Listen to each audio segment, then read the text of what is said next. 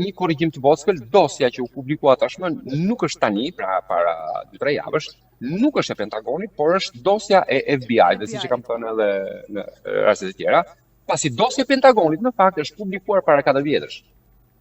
Pra kemi pasur një dosje të publikuar.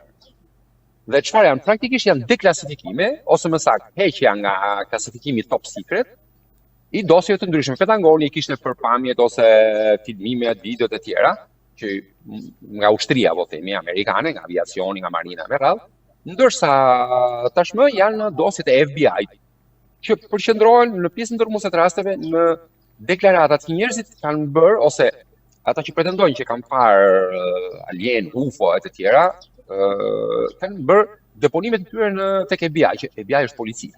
Është polici federale, praktikisht. Pra, nuk është se janë studime ose hetime të drejt për drejtat e FBI.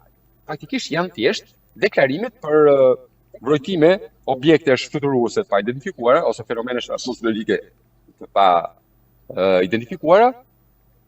Plus kemi dhe disa, në mos gaboj, disa video të reja, po themi, por të cilat kanë një problem sepse nuk kanë një kontekst.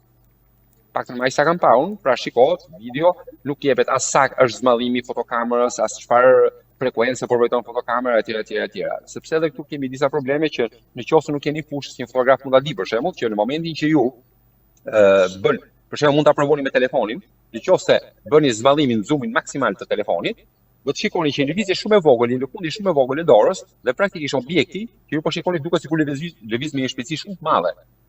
Në realitet është vetëm fakti që këndi me cilin mbrojton kur ti bën zbadhimin, këndi i mbrojtimit është shumë i vogël.